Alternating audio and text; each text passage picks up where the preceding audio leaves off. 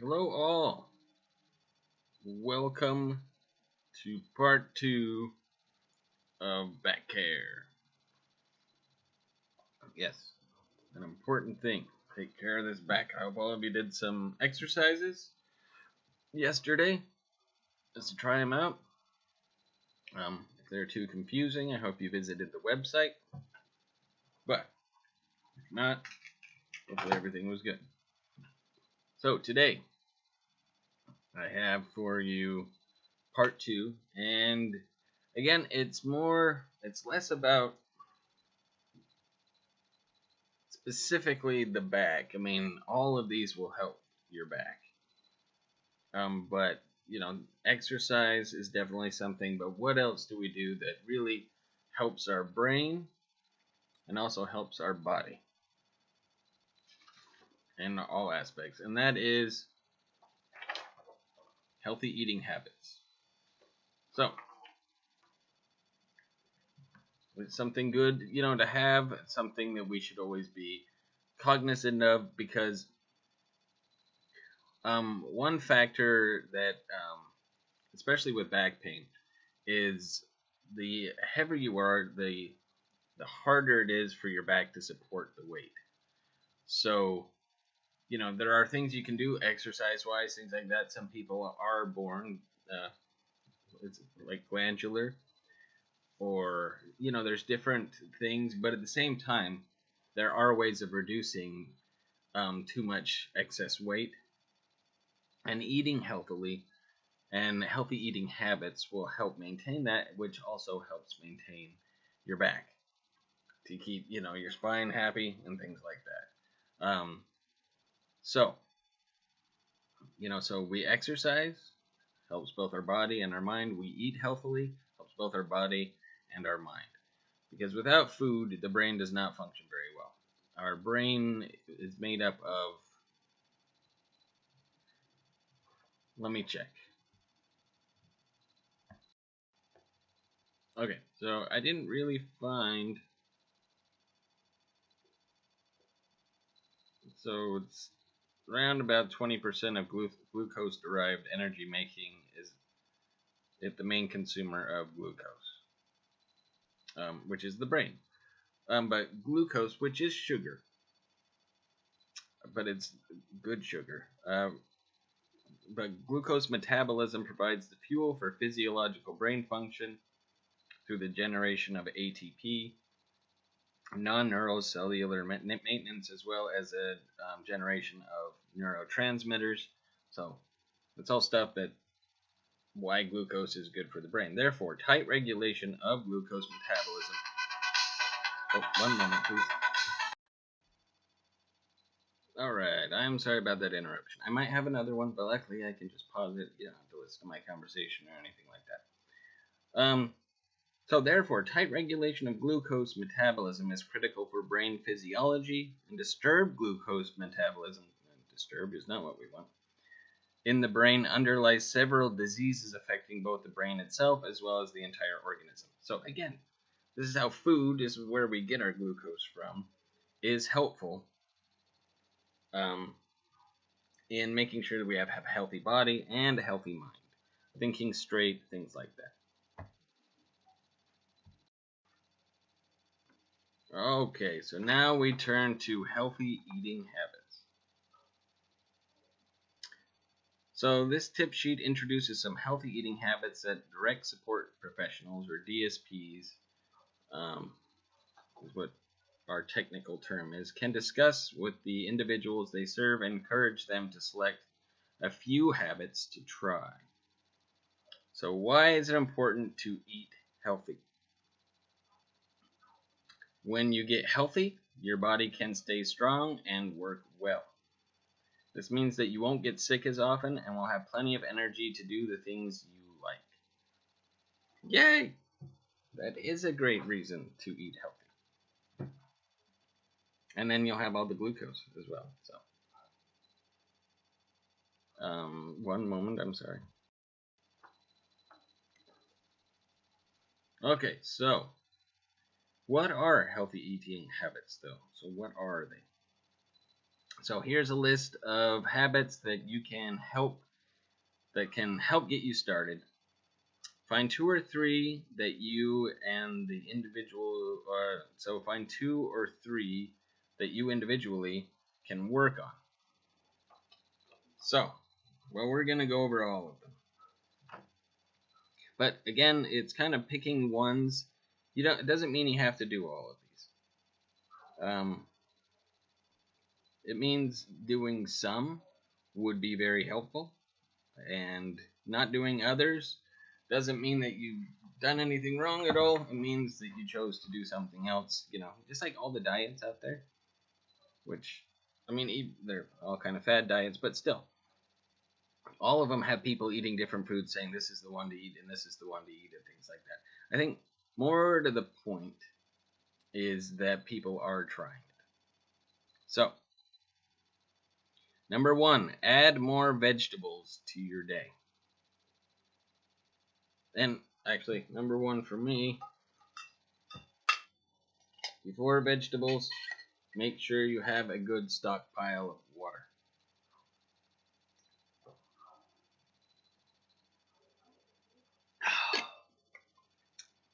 To me, that is the healthiest thing you can do. Drink some agua. So, there we go. So, add more vegetables to your day. And, there are all sorts of different vegetables. So, some people I know, they're like, oh, that thing's disgusting. Like, some people don't like tomatoes. I used to think I didn't like tomatoes, and I didn't. Remember once when I was a kid, my mom had me go over to a neighbor's house to get some fresh tomatoes. I remember bringing back this, I think she gave me a box, but it was like carrying this box back, and I was looking at these tomatoes. My mom started saying, oh, I'm going to put salt and pepper on these, cut them into slices, and it's going to be divine. Well, first she'd cut them up and then put the salt and pepper on, but anyway, I digress. And I was like, that sounds really good. Those look really good. And then I tried it, and I was like, I want an apple, something sweet. But the reason, and now I do it all the time. I find a giant tomato, I'm like, oh man, this is heaven. Heaven. This is what I would eat as if I was in heaven for part of the day.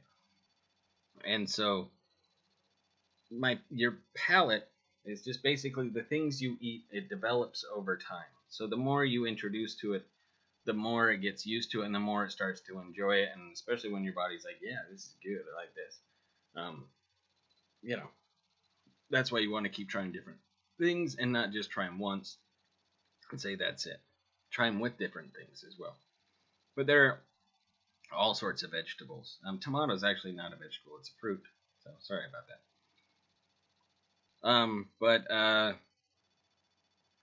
But zucchini. There's cucumbers. There's carrots, of course. I mean, there's a wide and there's a bunch of different kinds of carrots. There's a wide variety of things out there. Beets. I know, and a lot of people be like, "You're not helping," but if you have it prepared correctly, hopefully you'll love it. Number 2, eat fruits and vegetables with each meal, and for a healthy snack. Now it seems tough sometimes, but you can definitely do this. So in the morning, I don't think a lot of people are like, yeah, that's what I want to start my day off with, some vegetables. But it says eat fruits. Well, it says eat fruits and vegetables with each meal. Okay, well, I need to step up my game because I eat fruit and not vegetables for my breakfast. But yeah, and for a healthy snack, the banana's a great healthy snack. Grapes, another great healthy snack, really delicious. Apples. Well, I named all the vegetables I could. So that's secondly. Third, eat vegetables that are dark green and leafy, including kale, collard greens, and spinach. And kale, collard greens, and spinach were really good, especially when you kind of ruin them. But put like a lot of butter and some garlic and salt and pepper, and it's really good. Really good. But the dark green and leafy is better than like the iceberg lettuce, which is light green, and basically it's like 90% water. So you're not getting any nutrients out of that. You do get nutrients out of the dark green and leafy, because that means, hey, look at all those nutrients packed in there. The other one's like, I got all water. If you like a big splash of water, and that's why they, salads at, say, you go to Wendy's or McDonald's or any fast food place, they always use iceberg lettuce. And then what do? You're basically eating water with some fruits in there, or some vegetables too, like tomatoes is a fruit, and other vegetables. But then you have this lettuce that's basically water, and then you put a bunch of dressing on there, and the dressing is all fat, and it's not really a healthy meal at all. And a lot of times, if you look at the calories, salads sometimes actually are worse than some of the other things on the menu. So, just for all our information. Number 4, eat fiber-rich citrus fruits, including lemons, grapefruit, and oranges. And they don't mean necessarily straight out. Oranges are really good straight out. But grapefruit, kind of an acquired taste. Some people like to put salt on it. I tried it. I didn't like it. And lemons I really use more as a kind of, I don't really eat slices of lemon, but kind of, what is it? Juice it, and then you pour it over something. And actually, that's a good salad right there. You just take lemon juice, avoid the dressing, and just put lemon juice over the top. Number 5, eat nuts and any kind of beans, from kidney beans to lentil beans, refried beans, pinto beans, red beans, black beans. There's all sorts of beans. Number 6, eat low-fat meats. So eat salmon and other fish that are rich in omega-3 fatty acids.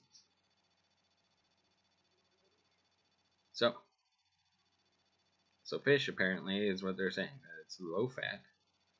And there's some, trout is really delicious. Well, I don't want to name the ones that aren't good. Let's start thinking of different fish. There's branzino.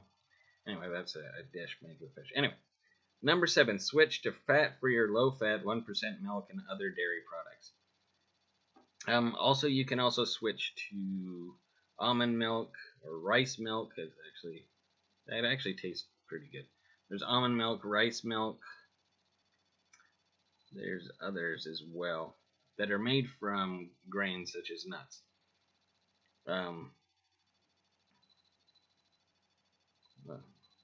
Nuts aren't really a grain. But anyway, so, try that out and kind of switch down. Eventually you'll get used to the taste, or start out mixing, maybe if you have 2% or whole milk, and mixing that with something else. Because milk is good for your bones. I'll give milk that for sure. Number 8, eat foods with whole grains. Make sure most of the grains you eat, like rice, bread, or cereal, are made from unrefined flours and whole grains. So, there you go. Oh, it does say drink water. Okay, so number 9, eat fewer foods high in fats, added sugars, and salt. Yeah, it's basically what they're saying is learn to cook from home, and that way you don't need to add extra fat, add extra sugar, or add extra salt. You add to the point where it tastes to what you want, and it's not somebody else kind of deciding for you, which is when you go out to eat.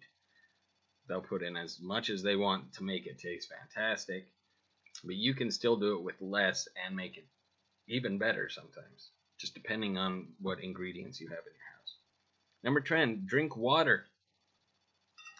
Well, I do say I didn't see that on there. I will. Drink your water. Nothing like the taste of fresh water.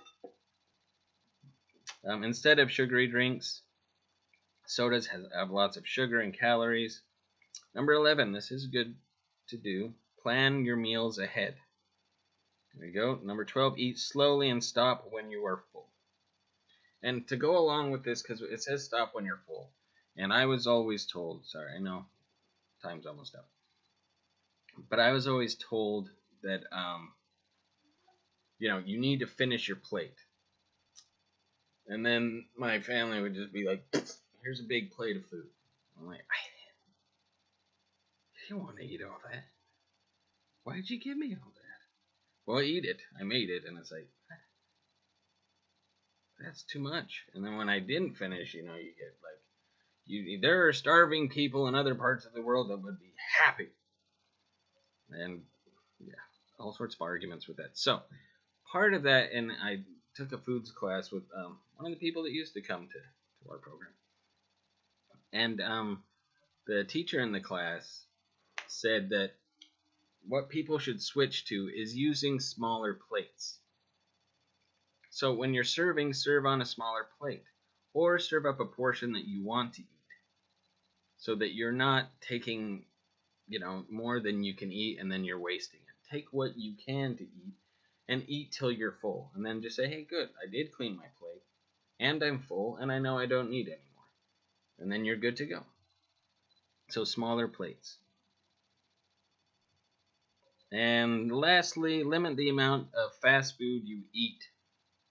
Bye bye Mickey D's and Taco Smell. Okay, I mean Bell. Did I say smell? Must be the flowers. I don't know. Anyway, so that has been part 2. So I hope your back feels healthier. Exercising. We're eating healthy now. Drinking our water. I won't do it a third time, I promise. Anyway, I hope you have a wonderful rest of your day. And I will see you all on the flip side. Ciao for now.